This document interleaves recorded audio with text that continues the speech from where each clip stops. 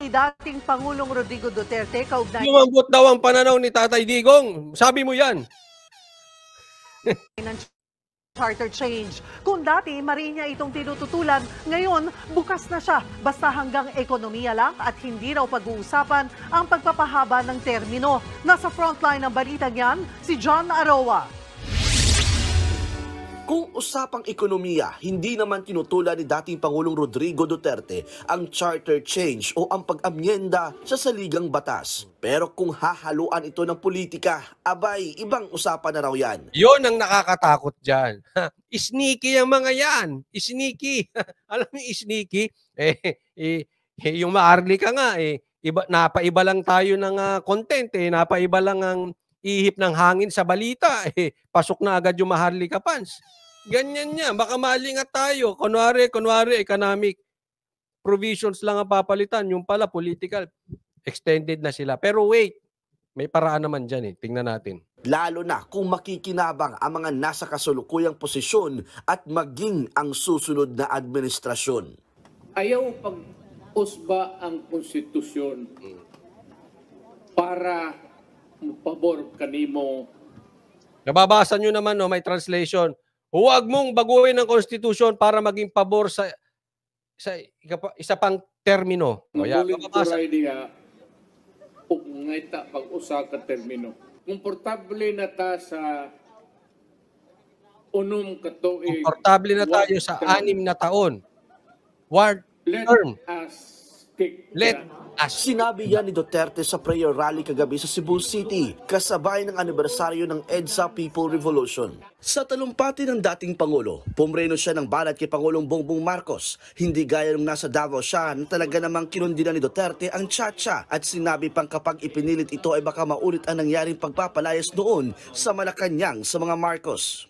Wala kayong problema kang presidente karon. Wala pa naman po. Ako masuportar changes in the Constitution, economic provisions, whatever. Wala pa na po i-discuss yan kasi ang sinabi ni Tatay Digong na yan, na-i-discuss ko na po kanina doon sa live ko. So, panuorin nyo na lang po. Hindi na po natin masyadong dadaanan yan. Okay? Wala ko nakitang talagang yung big error, big mistake. Wala pa. Wala naman ako nakitang maybe yung sa baba. Pero sa kanya, wala akong nabalitaan.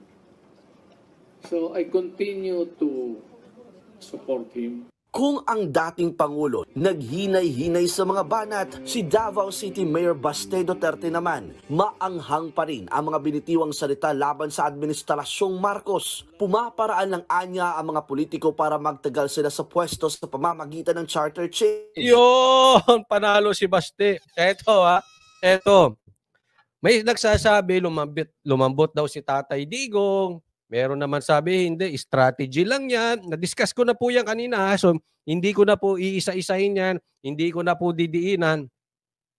Panoorin nyo na lang live ko dyan kung ano ang take ko patungkol dyan.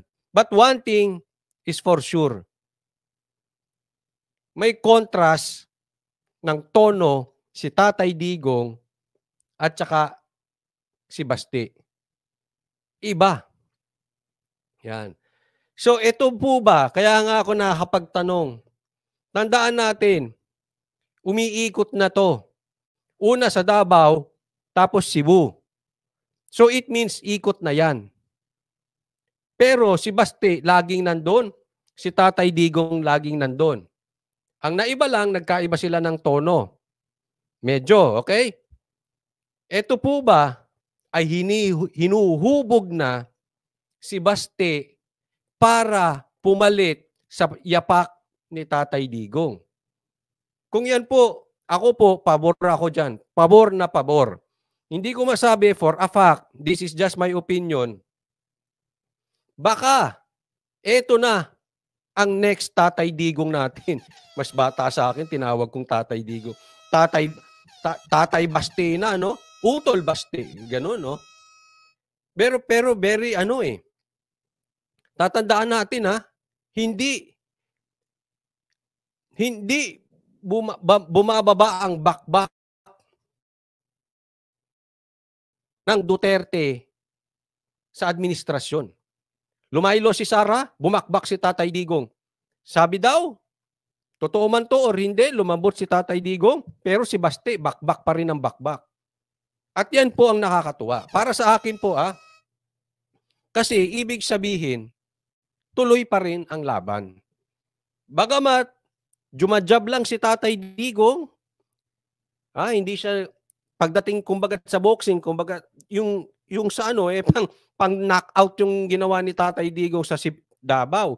Sa Cebu, parang pa-jab-jab lang siya doon. Parang ganun, di ba?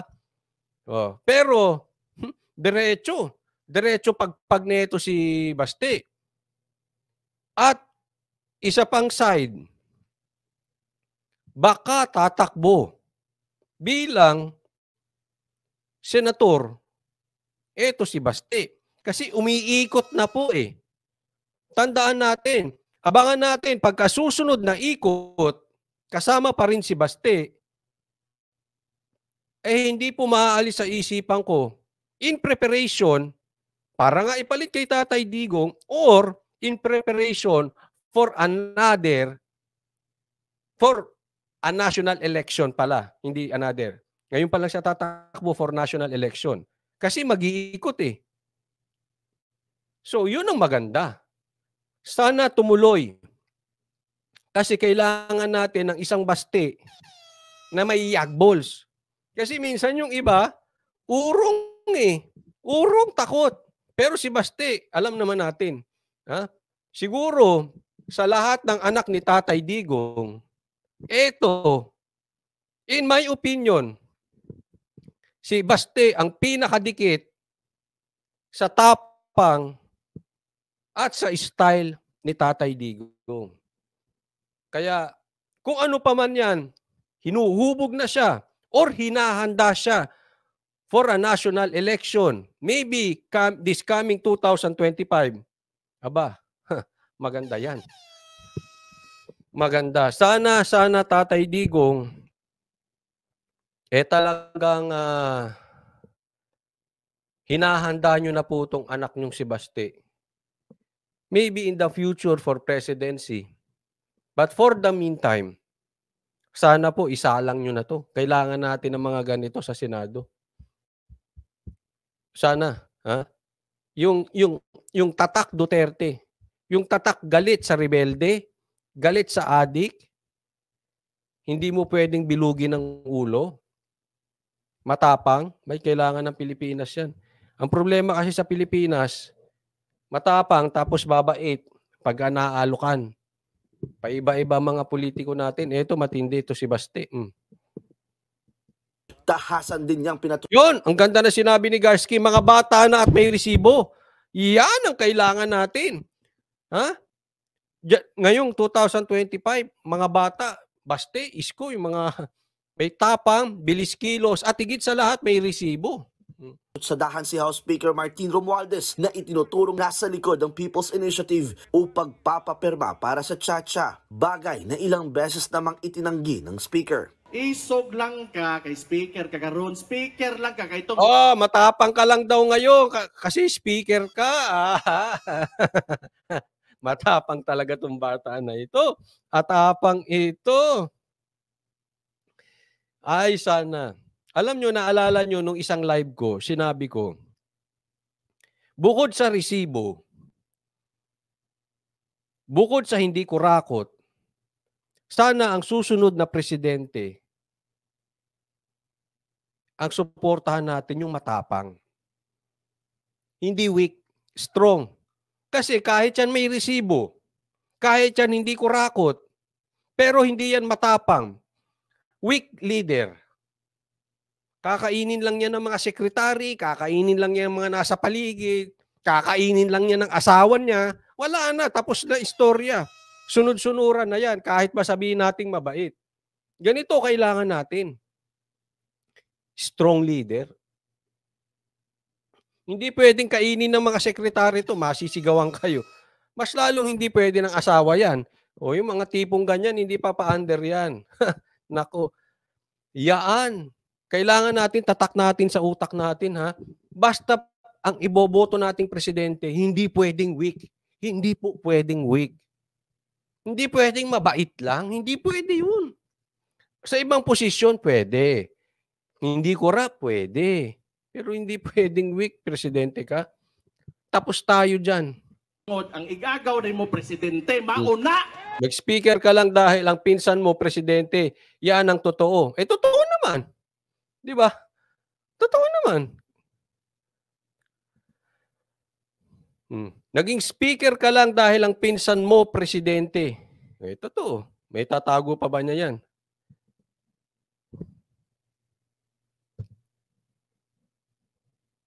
Saglit ha, saglit.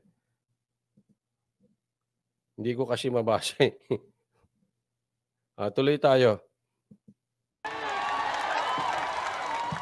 Pati ang mismong Pangulo hindi rin pinatawad ni Mayor Baste. Tinawag pa niyang scammer si PBBM dahil sa mga pangakong napako.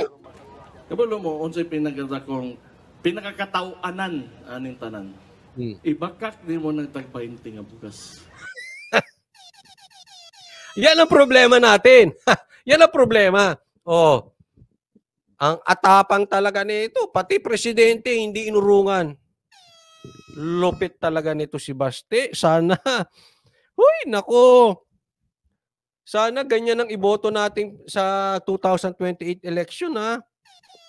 Sana nga, sana. But anyway, ito po ang iiwasan sana ni Marcos. Yung magbibigay ka ng pangako, tapos hindi mo kayang gawin. Mahirap kasi, pag sinabi mo, kasi imposible talaga yan eh. Hindi po pwedeng ganun kasi ipinangako mo. Pag ipinangako mo, i-deliver mo. Kaya minsan yung taong bayan nawawalan ng tiwala sa mga salita mo. Pag nagbitaw ka tuloy, sasabihin, naku yung EDCA nga, hindi mo tinupad. Yung 20 pesos nga, bigas, hindi mo tinupad. Eh, patay tayo dyan pagka ganyan ng ganyan. Ha? Oh.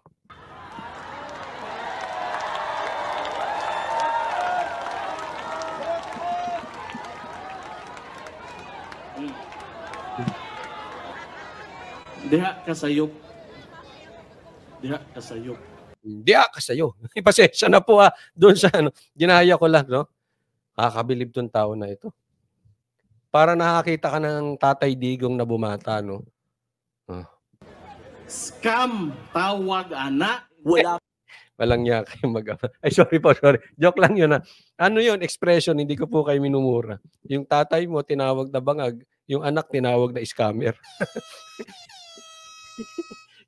Hindi ko alam kung anong nasa isip ni Sarah, no? Naku.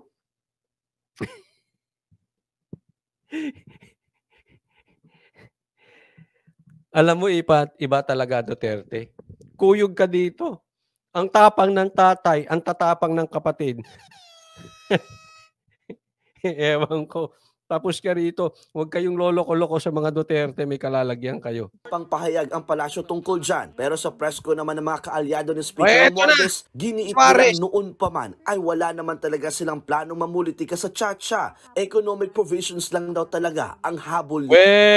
Di nga. Nabuko lang kayo eh. Laban bawi lang kayo. Ikaw pa. Naku. Tahol na, tahol. That's exactly what we've been saying from the beginning. That we're... Tinanggi nyo nga yung PI galing kay Tambaluslos eh. Diba? Paano nyo ma-expect maniwala ang taong bayan sa inyo? Ang daming ebidensya, itinanggi nyo ng itinanggi. Na nasa likod si Tamba. Diyan sa PI. Na-discover peke kayo. Do you expect us to believe yung sinasabi mo? Ano ka? pushing for charter change just to push for these economic amendments.